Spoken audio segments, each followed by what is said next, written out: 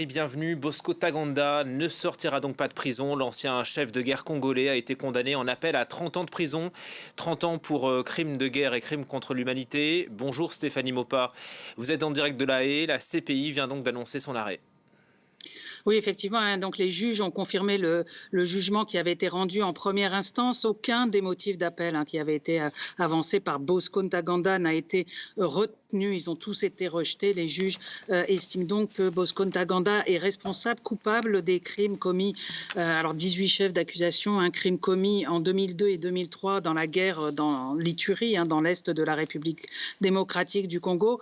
Le cœur de la défense de Bosco Ntaganda, ce qu'il avait plaidé lors de cet appel, qu'il avait déjà d'ailleurs plaidé tout au long du procès, l'idée c'était de dire qu'il n'avait pas ciblé les civils, qu'il procédait à des opérations militaires et qu'à ce titre-là, elles n'étaient pas illégales, mais qu'il n'a jamais ciblé des civils, et il avait affirmé notamment que des témoins du procureur avaient menti ou dénoncé le fait que les juges n'auraient pas évalué correctement les éléments de preuve que lui-même leur avait apportés.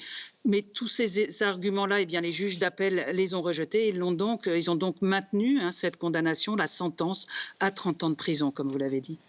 Est-ce que Bosco Ntaganda a encore un recours? Alors non, il n'y a plus aucun recours, donc maintenant il va falloir qu'il purge cette peine.